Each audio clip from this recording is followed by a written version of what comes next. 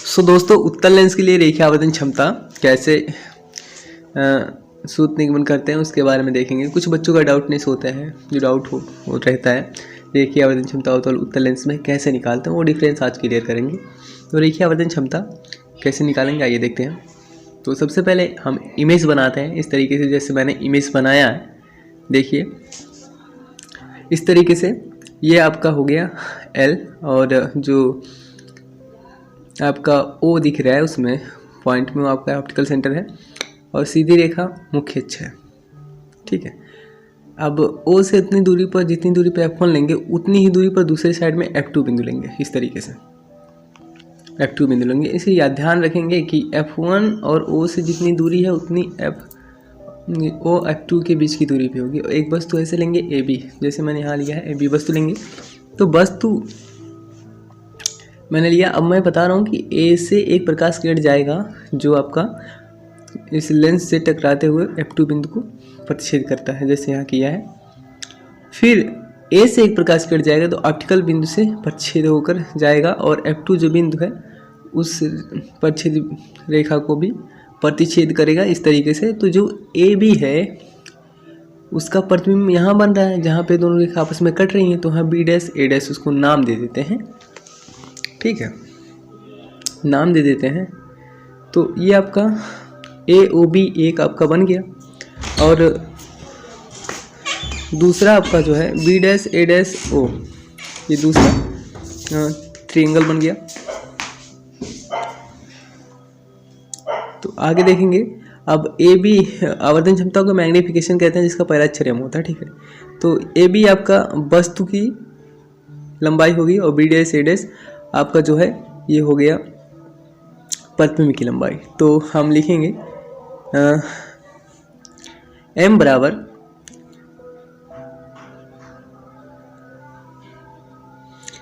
B'-A' प्रतिबिंब की लंबाई है, तो प्रतिबिंब की लंबाई AB आपकी वस्तु की लंबाई है।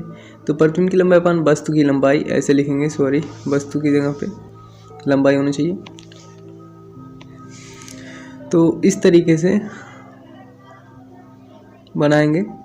अब प्रतिबिंब की लंबाई, मैंने कहा कि इमेज को, प्रतिबिंब को इंग्लिश में इमेज कहते हैं। इमेज का पहला अक्षर I होता है तो उसे I कर देंगे, I लिख देंगे।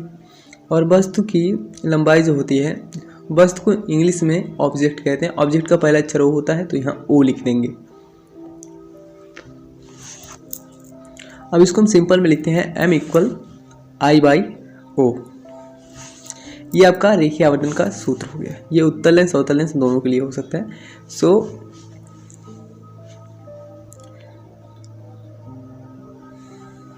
ये फार्मूला जो M = I/O लिखा गया है, इसकी बात कर रहे हैं। ठीक है, तो नेक्स्ट हमें पता करना है उत्तल लेंस के लिए रेखीय आवर्धन क्षमता। तो आगे देखेंगे उत्तल लेंस के लिए रेखीय आवर्धन क्षमता कैसे ज्ञात करेंगे, तो उसके बारे में बात हम लोग करेंगे। तो जैसे मैं इमेज बना रहा हूँ, ठीक इसी तरीके से आप लोग भी इमेज बनाएंगे। ये जो आपका उत्तल लेंस बना है इसके बीच में एक लाइनिंग करेंगे, जैसे मैंने इसे किया उसको, ये लाइनिंग हो गया। और जहाँ इसका सेंटर है वहाँ पे एक बिंदु हम दे देंगे, जैसे O मैंने दे दिया तो ऑप्टिकल सेंटर हो गया वो। ठीक है, और एक सीधी रेखा बनाएंगे इस तरीके से, जिसे मुख्य अक्ष कहते हैं। तो इस तरीके से ये जो रेखा है ये मुख्य अक्ष हो गया। ओके, समझ रहे हैं ना। और ये जो लाइनिंग मैंने बताया था हल्का ऊपर से जो लेंस के अंदर है, इसे L नाम दे देते हैं। L मतलब लाइन, लाइन मतलब रेखा। ठीक है, अब O से इस साइड पे जितनी दूरी पर F1 रखेंगे, F1 को उतनी ही दूरी पर दूसरे साइड में F2 को भी रखेंगे, जैसे मैंने इस साइड में रख दिया। F1 O की दूरी, O F2 की दूरी, दोनों की दूरी बराबर है और बराबर होनी चाहिए। अब एक वस्तु हम रखते हैं, जैसे अनंत मैंने यहाँ पे रखा एक वस्तु, AB एक वस्तु रखा। तो AB मैंने एक वस्तु रखा। अब इसको लिख लेते हैं, चित्रानुसार एक उत्तल लेंस प्रदर्शित है जिसका प्रकाशिक केंद्र क्या है। मैंने बताया O प्रकाशिक केंद्र है, तो प्रकाशिक केंद्र O तथा फोकस क्या है, F1 F2 है। इसके मुख्य अक्ष, मैंने बताया सीधी रेखा जो है वो मुख्य अक्ष है। तो मुख्य अक्ष पर एक परिमित आकार का वस्तु ए बी रखी है, ठीक है, परिमित आकार की वस्तु ए बी रखी है, इस तरीके से लिख लेंगे। एंड एक प्रकाश किरण जब ए बी से जाएगा, देखेंगे ए बी से जब प्रकाश किरण को हम उत्तल लेंस तक लाएंगे तो वहाँ जहाँ पे ये लेंस में प्रवेश कर रहा है उधर हम इसको डी नाम दे सकते हैं, नाम दे सकते हैं डी, जहाँ पे ये लेंस में प्रवेश कर रहा है, ठीक है, डी नाम दे सकते हैं। अब वहाँ लेंस के अंदर से अब ये जो है F2 बिंदु को परिच्छेद करेगा, इस तरीके से परिच्छेद किया।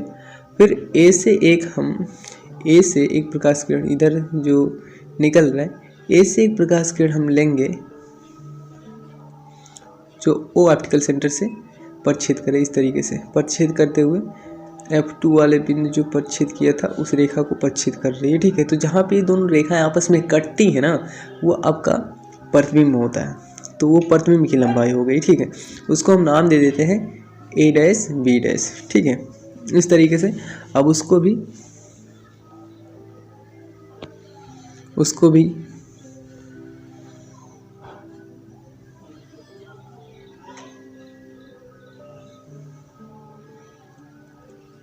देखो, उसको भी लिख लेंगे। अब लिखेंगे उसको भी कि जिसका प्रतिबिंब A डैश B डैश पर प्राप्त होता है, समझ में आया, जिसका प्रतिबिंब A डैश B डैश पर प्राप्त होता है, ऐसे इसको लिख लेंगे। और एक बात आप लोगों को बता दिया जाए कि आप लोग इसे रट कर तो लिखने की गलतियां मत करना, नहीं तो फिर वीडियो छोड़ देना, क्योंकि रटोगे तो आप लोग सही से फिर कुछ ना कुछ गलतियां कर दोगे, ऐसा नहीं करना है, ठीक है। आपको अपनी समझ के अनुसार करना है। और यहाँ पे जो मैं पीले स्केच से बना रहा हूँ ना, ये आपका ए है, बी ओ आपका एक ट्रायंगल है, ठीक है, और दूसरा ए डैश बी डैश ओ, ये आपका दूसरा ट्रायंगल है। और ये दोनों ट्रायंगल जो हैं दोनों पे 90 अंश का एंगल बन रहा है, ठीक है, देखेंगे। और यहाँ पे भी ये एंगल इस एंगल के बराबर, तो ये आपका क्या हो गया, जब दोनों एंगल इक्वल में है तो ये आपका समरूप हो गया। तो समरूप लिखेंगे, समरूप त्रिभुज ए बी ओ तथा त्रिभुज ए डैश बी डैश ओ में, इस तरीके से लिख लेंगे, और अब ए बी जो है और बी डैश ए डैश, ठीक है, तो A B upon B dash A dash लिख सकते हैं ना, या ए डैश बी डैश, कोई दिक्कत नहीं, आगे चाहे ए को लिखो चाहे बी को, कोई दिक्कत नहीं। तो A B upon A dash B dash हो गया। और दूसरा आपका ओ बी अपान या B O upon B O dash. मैं इसलिए ऐसा बता रहा हूँ क्योंकि कुछ बच्चे इस तरीके से लिखते हैं, तो उनका भी राइट है, दिक्कत नहीं है, वो कंफ्यूज मत होना। सो इस तरीके से लिखेंगे A B upon A dash B dash equal B O upon B dash O dash, B dash O, okay. Next देखेंगे कि जहाँ ए बी है, मैंने कहा था कि ए बी मतलब वस्तु की लंबाई, तो वस्तु को ऑब्जेक्ट कहते हैं, ऑब्जेक्ट का पहला अक्षर ओ, तो ओ लिख लेंगे। और ए बी जो आपका है वो है ए बी, देखेंगे ए डैश बी डैश जो आपका है इमेज, तो इमेज का पहला अक्षर आई होता है, तो इधर हम आई लिख देंगे इस तरीके से, ओ बाई आई हो गया। और इक्वल में देखेंगे बी ओ की वैल्यू क्या है, तो इधर जो लेंस के इस साइड में यू दिया है, ठीक है, आपका इधर से इसकी जो दूरी दी है वो वी है, ओ से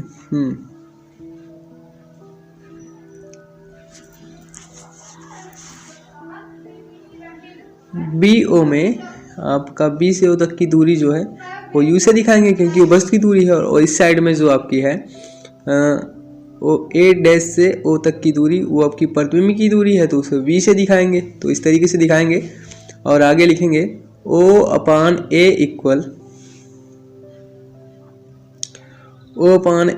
हो गया। अब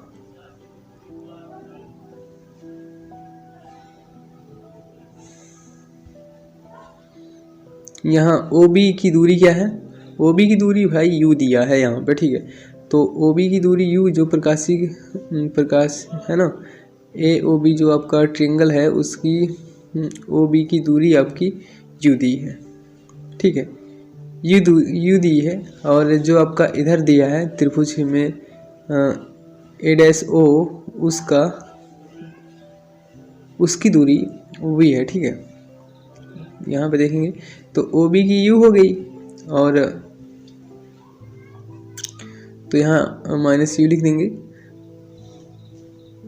एंड बी डैश ओ की देखेंगे तो बी डैश ओ की जो दूरी है आपका ये बी डैश ओ और ये लेंस के दूसरे साइड में, यानी कि ये जो इमेज में ए बी ओ और B dash A dash I, ठीक है। अब इस साइड की दूरी इधर की माइनस हो जाएगी, उधर की दूरी उधर माइनस हो जाएगी। सो जैसे आपका ओ अपान आई दिया है तो ओ अपान आई में जो आई आपका इमेज है उसकी दूरी माइनस होगी, तो ओ अपान माइनस आई।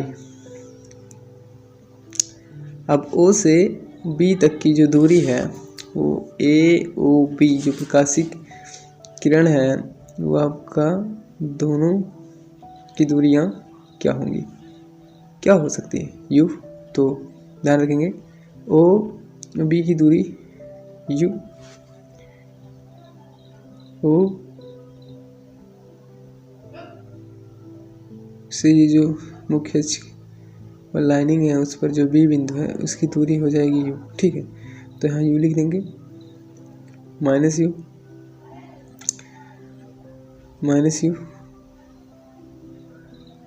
एंड अब O B dash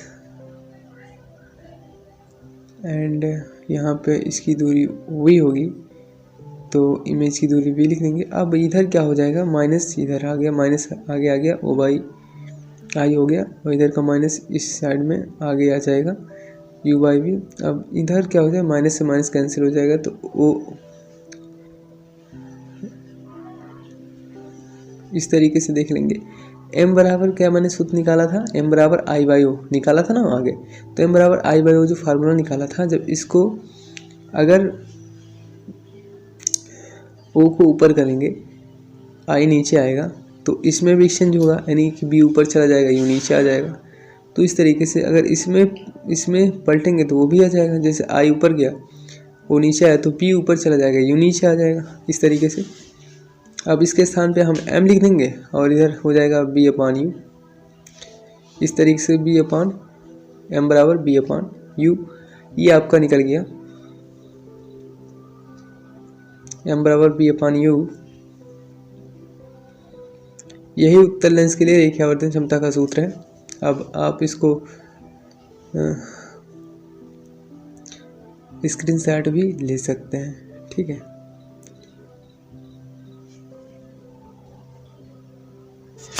so I hope आप लोग को मेरी ये जानकारी अच्छी लगी होगी। तो ऐसे न्यू फैक्ट्स और सब्जेक्ट के वीडियो देखने के लिए हमारे चैनल को सब्सक्राइब करें और लाइक कमेंट सब्सक्राइब करना ना भूलें। Thanks for watching my video, love you all, धन्यवाद।